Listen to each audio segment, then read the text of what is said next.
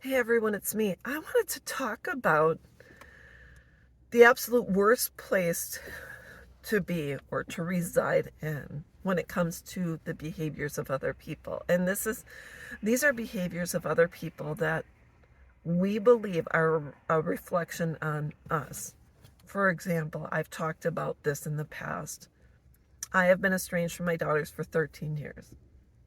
I am also the daughter of a man who had battled with severe alcoholism to the point where he looked homeless and behaved like a homeless person. And so a lot of times I feel the choices of other people are a reflection on me. And because of that, I would be super embarrassed.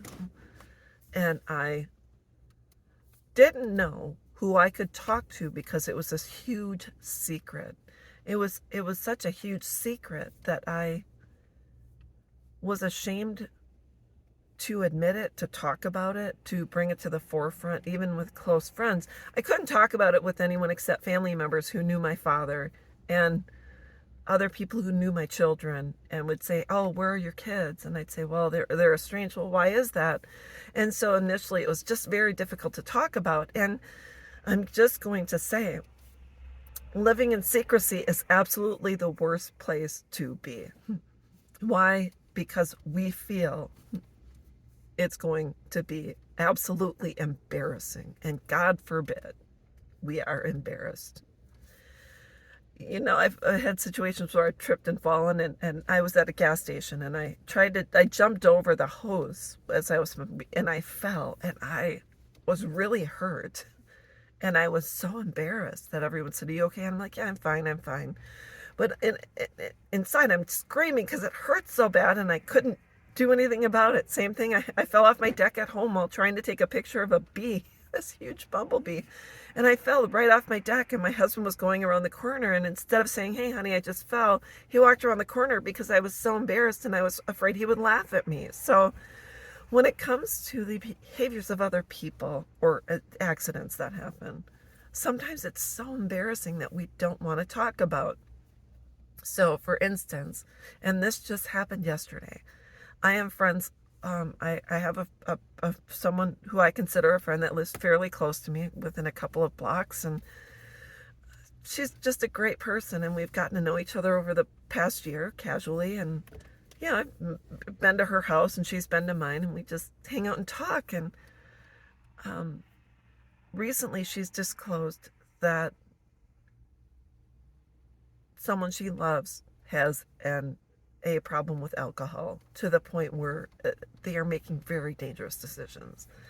And uh, I think I was the first person she told, and she says, "Oh, I'm just, I'm in the hospital with my loved one because they fell and smashed their elbow.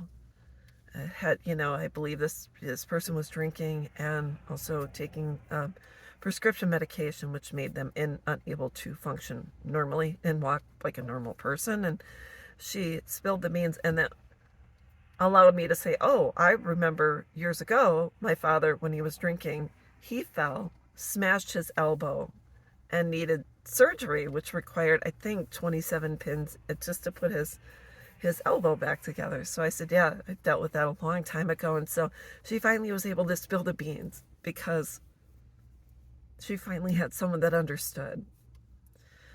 And I just want to say the worst place to be when it comes to estrangement is living in secrecy, denial, believing that the choices of your estranged children are going to make you look bad, because people that haven't been there will say, "Well, what did you do to make your children estranged? Because my children would never estrange." And I'd say, you'd have to ask them. I don't really know. And a lot of people, when asked this, "So my children are estranged," when I run into friends and other people that don't know, and they ask about my children, what do I say? And I say, "Well, you say, well, my life is great. I haven't heard from my children in a while," and you'd have to ask them. So And then if they refuse to let it go, you say, I'm not comfortable talking about this. I'm sorry. Let's just change the topic and maybe someday we'll talk about it, but it's just not the time. And a lot of times I just remembered I would avoid talking to certain people because these are the same people that every single time I saw them, where are your kids? What are they doing? Why haven't you reached out? And I finally had to say, I can't talk to you for a while until you understand that this is not cohesive for me. This is dragging me down. This is making me feel really bad.